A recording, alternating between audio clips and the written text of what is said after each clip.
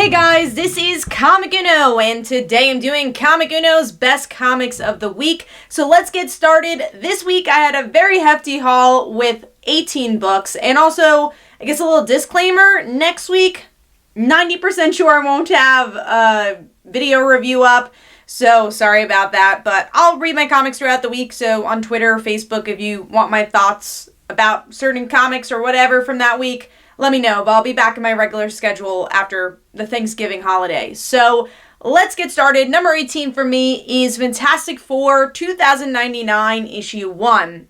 It's a one-shot, and I'm not a huge 2099 fan. I always try to get into the world/character of Miguel, but never can. I tried his previous series. I liked some of it. I liked the Captain America side of the story was kind of interesting, but never could get into it. And now Fantastic Four is not really that much about Fantastic Four besides the twist at the end of the issue with Herbie, but I just could not get into these characters. And also, I didn't really like the artwork that much. It felt a little rushed to me overall, so wasn't a huge fan of the artworks. So overall, I'm going to give Fantastic Four 2099 issue 1, 1.5 stars. Just really didn't like the characters or world, or felt like this was a necessary one-shot.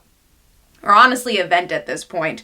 And moving on to number 17 is actually 2099 Alpha, issue 1. The reason I put this higher is I do think there is a little bit more connective tissue, obviously this being the event book, and I thought the artwork was a lot better. I actually really enjoyed the artwork. I like the ambiance and the pacing for the art style for this book, but the story, once again, I didn't feel attached to any character, not even Miguel here, so it just didn't get me pumped for this event. I probably won't get a Mega. I will continue Amazing Spider-Man, because obviously I'll never drop Amazing Spider-Man, but it's just not my favorite arc so far, or I don't think it will be my favorite arc, so giving that 2 stars, and that is number 17. Moving on to number 16, which is Flash Forward, issue 3, and you know, we had a great cliffhanger last issue. I love the whole Irie and Jay stuff, and I'm like, oh, why couldn't that be the rest of the issue? Okay, fine, maybe next issue will have more of them. We don't see them at all, so forget that cliffhanger, and it has to do with this vampire world that Flash is going up against, or, you know, Wally's going up against. I did like the small moment between Roy and Wally, but if I remember correctly in Heroes in Crisis, wasn't he the one who killed Roy? So I'm just like, I don't know. It's just all very convoluted, Wally story recently. So I just don't love the direction they're going with the character, and it's gonna be really hard to redeem him. And so far, Flash Forward has not done that for me. It feels like a very slow pace for a speedster book, and I just feel like they don't know what direction to go with Wally or this series, and it just feels like it's stalling, but I don't really know what they're stalling for. It's a 6-issue miniseries. Artwork's okay for me. I'm not a huge Brett Booth fan, just not really my style, but yeah, this one's pretty skippable. Not much happened besides the Roy and Wally stuff, and if you're looking for his kids, they're not in this issue, so you're going to have to wait a little longer. I am going to see this through, though, just because it obviously is a big event for DC, and I followed all of Heroes in Crisis. I got to see how this one ends, so we'll see where it goes. I'm going to give that 2 stars, I believe, and that was number 16. Moving on to number 15, which is that other 2099 book, and that is Amazing Spider-Man issue 34. So, like I said, I don't think I'm going to get any of the other 2099 series besides Amazing Spider-Man, so I don't see myself getting any of the other one-shots. Maybe some of the variant covers, because they look cool. But story-wise, I think I'm just going to stick with Spider-Man. And this was obviously a little bit of a better issue.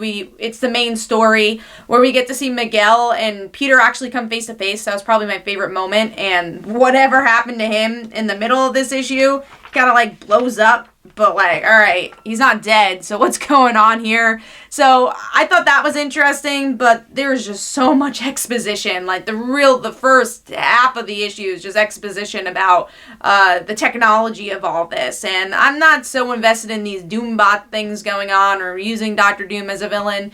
Artwork's okay for me. It's just an okay arc. It's honestly probably my least favorite arc of Nick Spencer's run thus far, maybe because I'm not a 2099 fan, or it's just, again, not really grabbing me. So giving that 2.5 stars, and that is number 15. Moving on to number 14. I honestly got this book on whim. I'm not a big fan of this character, but I like the writer a lot, and that's Kelly Thompson, and that is Deadpool, issue 1.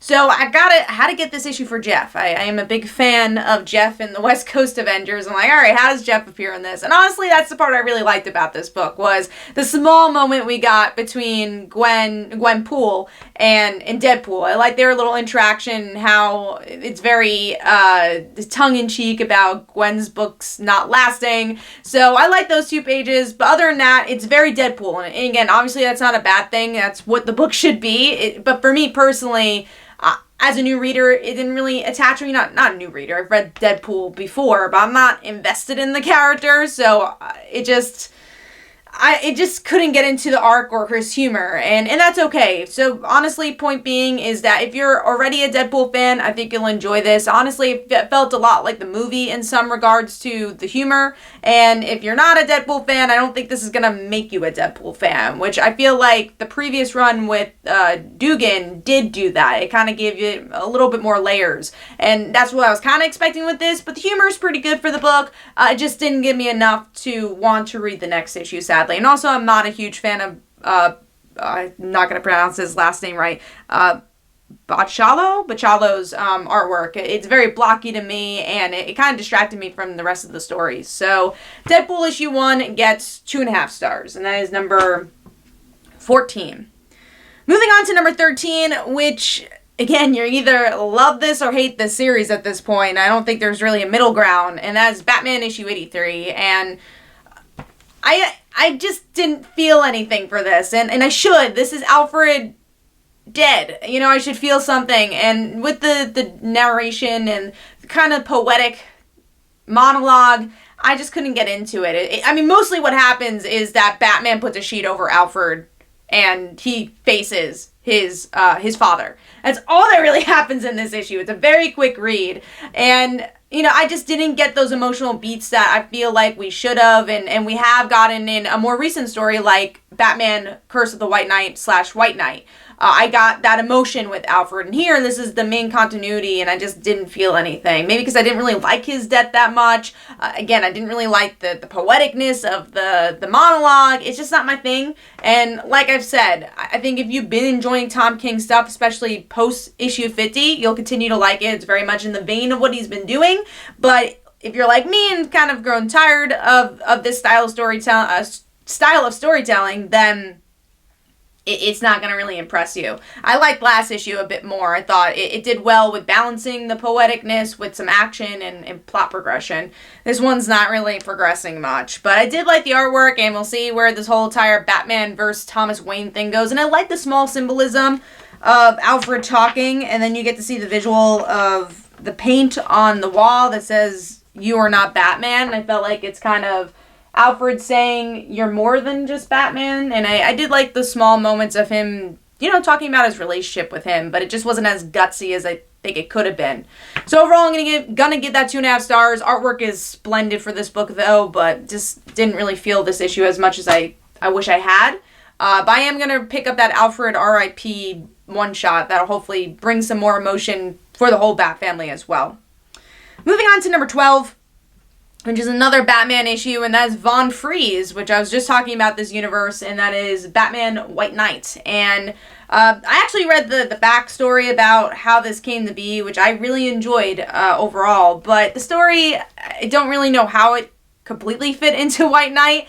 I think is, you know, obviously it's good that was a one-shot. It's just really pricey, though. It's $5.99 for the whole story for something that semi-connects to what's going on in the series. It's very one-shotty. It's very much to the side. And I'm not a huge Mr. Freeze fan, so had to do a lot to impress me. But I like the little twist they gave to the narration of what we know about Mr. Freeze and his wife, so I thought that was cool. But overall, I do like Sean Murphy's artwork a little bit more than this artist, but yeah, it's just okay for me. It wasn't as impressive as what Batman Curse the White Knight has been doing. So, Von Freeze, issue 1, gets 3 stars.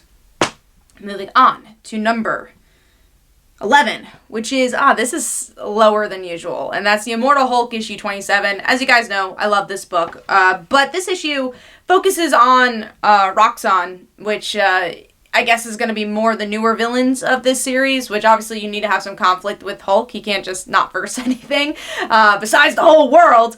But yeah, obviously a bit more something physical he needs to fight. And we get to see this Hulk type characters fight him, which was kind of cool. But it's definitely more action-y, very exposition-y of, you know, who Roxxon is, or at least obviously we know who they are, but their motives within this series, which kind of lost me a bit. But the artwork was really good. There's some good action here, just not as strong as the previous issue, which was more philosophy and psychologically and politically based. And then I did think it was better than the issue 25 though, so it was kind of in the middle for me. So the Immortal Hulk issue 27 gets 3 stars, and that is number, I don't even know what we're up to.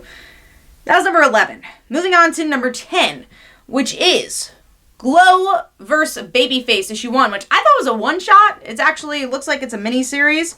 And I loved the previous Glow mini-series. What I enjoyed, obviously, was the humor. But I said this, you know, when I was reviewing it. But I like that it was able to connect to the TV show, but also have its own plot. I think that's one thing that tie-ins suffer from, is like, okay, we can't really touch what's going on in the show or our source material, because that's still going on. We can only really do a very side story. And it was cool that there was still plot progression and something that felt fresh with the comic. And obviously the comedy helped. There was a lot of good character growth in the series as well. So I had very high expectations going into this. It is a new creative team for this, besides the artist, which I'm glad, because I love the art style and kind of the cutesy, chibi style for the series. So I'm glad we still got that. But the story itself, I couldn't quite get into. It wasn't like the expo they went to last time. There's this kid that ends up not getting lost, but wanting to stay at their I don't even know what to call it, at their gym, I guess, and that's a big part of the story. And then also they're going to be on the nightly news, and that for some reason that's a big deal. And it's kind of weird because it is still in season 1, I think, honestly, they're dealing with, maybe season 2. So we've obviously grown past that plot-wise, so that's where I'm saying it kind of the struggle of tying into a series, and I think this issue dealt with the struggles a bit more than what I think that previous mini-series succeeded in. So Glow issue 1 versus the Babyface gets 3 stars. I don't think I'm going to get the next issue. It didn't quite impress me for this arc, but still love Glow, and I recommend that other miniseries if you want more Glow in general. Moving on to number 9, which is Batman Superman issue 4, and this book, I'm just kind of growing tired of it. I don't feel like a lot is happening besides like, oh, they're part of the Who Laughs crew, and story-wise, it's just a lot of fighting, honestly, and again, a lot of people just turning into these Who Laugh people, but we already knew most of them who are going to turn because of solicits, so just not that exciting. Love the artwork though, huge Marquez fan, so just from that, I enjoyed this issue, obviously, because it is more action-packed, so at least you're getting some really, really good art. So one page I really enjoyed was Supergirl turning into the Who Laughs creature, like that. I just loved her facial expression there. So not a bad issue, but I need a little bit more progression or more character work. It just kind of feels very point A to point B at this point, and we're already at issue 4. But I do think this is a better version of Who Laughs than other renditions of this theme and storyline. So I like the issue, it's just kind of there, and I think this book could be so much more than that. So Batman Superman issue 4 gets 3 stars. Moving on to, let's see, we're up to number 8, and that is Absolute Carnage, issue 5. And this is the last issue of this event / miniseries. And overall, I thought it was a good ending. And as I continue to say, I think more people who have read Cates's Venom series are going to like this a bit more. But I liked it, and I liked Eddie and his son's relationship, and I love that cliffhanger where, his son actually finds out he's his son. So I like that. Obviously action's great. The artwork is mind-blowing for this book. It's especially as it delves into the horror genre. I loved it. And it's mostly action this issue, but I do like the melding of, character work here too, especially for Eddie as a character and as a hero. This is kind of his hero journey. So I like that. I liked his little hug with Peter in the end. So it was a pretty good issue. Not completely my flavor because I'm, again, not reading Venom, but I thought it was a pretty decent event, even if you are just a Spider-Man fan. But I do think you'll love this event if you're actually reading Venom. So Absolute Carnage issue 5 gets 3.5 stars. And again, I kind of wish it just stayed in the Venom series, though. I don't know why we needed this to be such a huge event, though. And I guess that's my ending remarks of Absolute Carnage in general as an event. All right, moving on to number 7, which is The Amazing Mary Jane issue 2. This book, there's aspects I like about it. I do enjoy the Hollywood aspect, and you could definitely tell that this writer has dealt with being on set.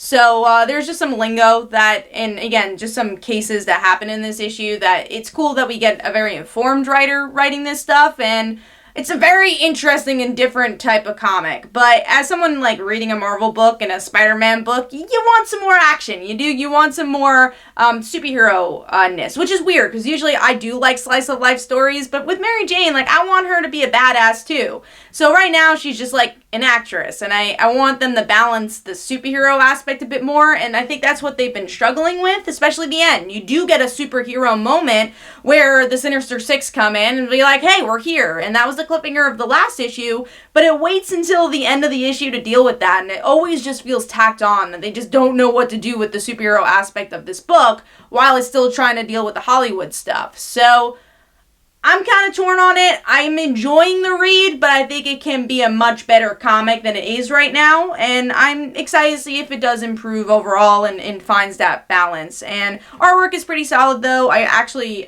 really love the facial expressions of the book, love Mary Jane, and how she's just trying to be a good sport throughout this whole entire thing.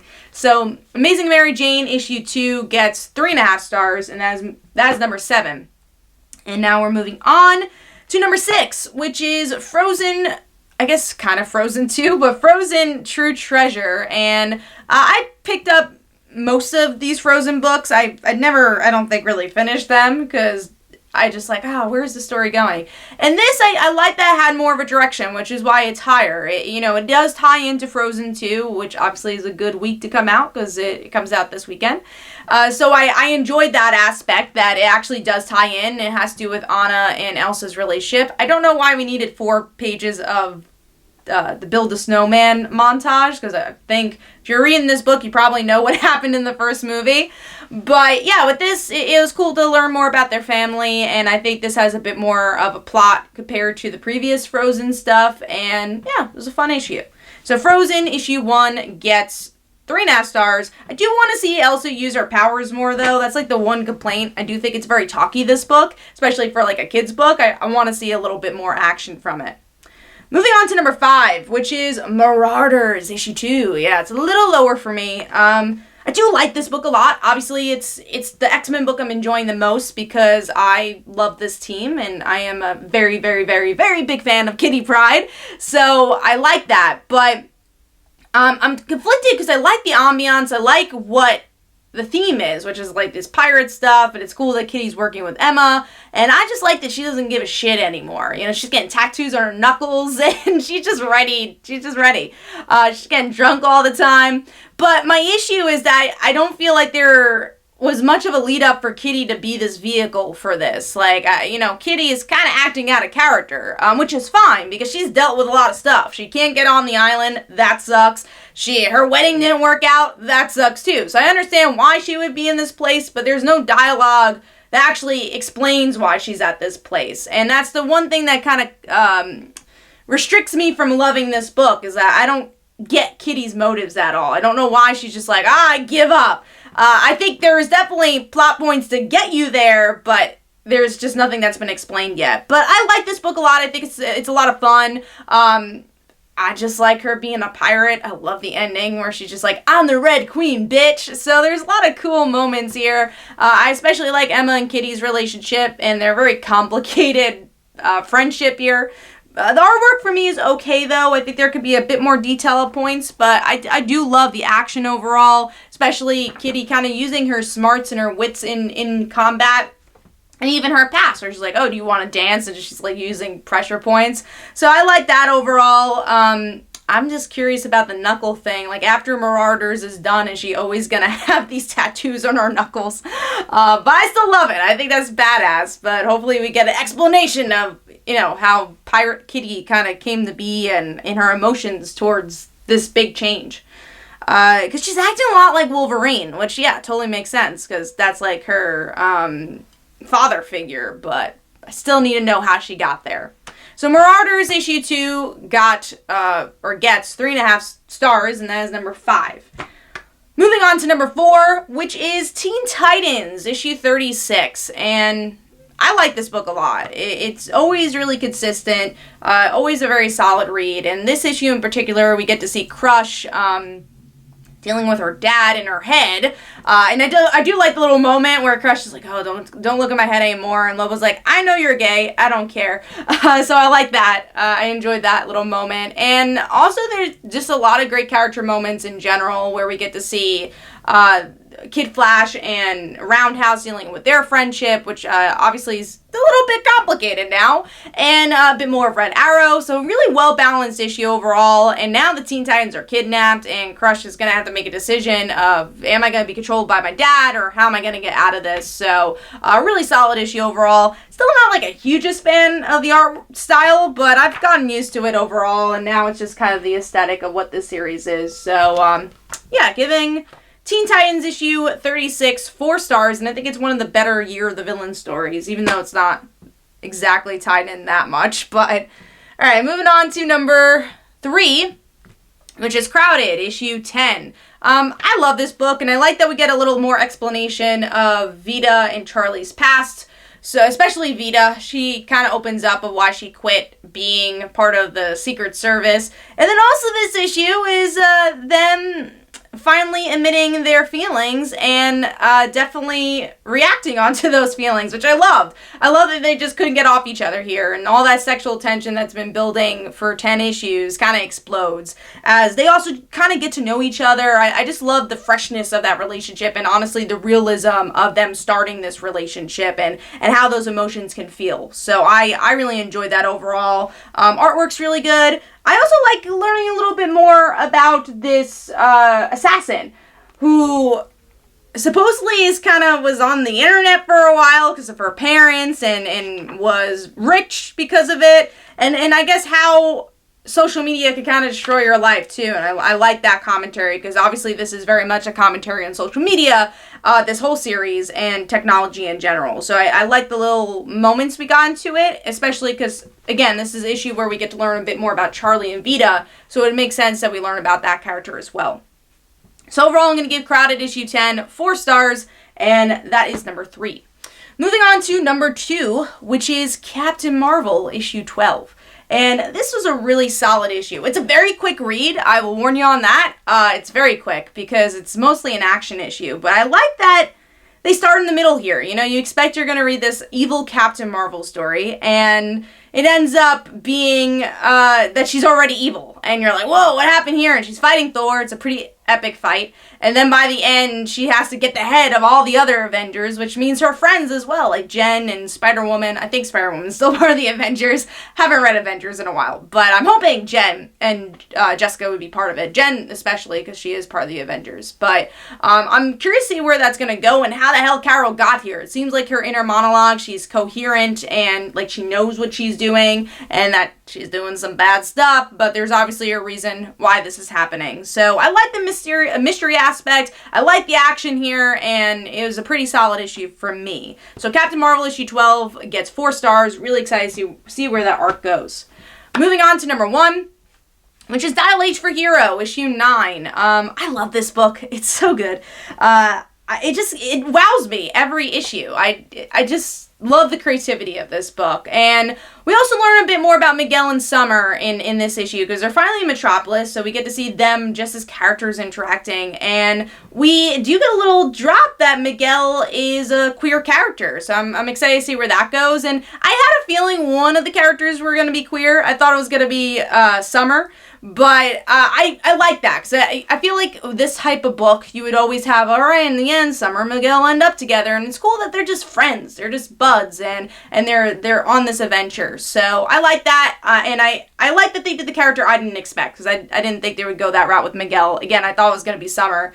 But yeah, I thought that was really cool, and a little tidbit. And then the rest of the issue, we get to see the H-dial really play an effect, or the C-dial as well, play an effect for Miguel kind of being addicted to it, and Summer seeing that. It's like, alright, you don't want to be part of that club who actually has an addiction, like, don't do this. And it was interesting to see how he plays this, and how he doesn't know what his hero journey is. You know, he had that pinnacle in the end of that arc, and saying, okay, I was Super Miguel, that's the best I'm gonna ever be. So how do I keep being a superhero? And I love the whole Dear Superman stuff. It's a really well done, character-driven issue. But then also the artwork, man. Artwork's so good. You have like Teenage Mutant Ninja Turtle style here, so you don't forget the transitions and the transformations, of these different superheroes. And then you have like this kind of Scooby-Doo Fred-looking character in the middle there.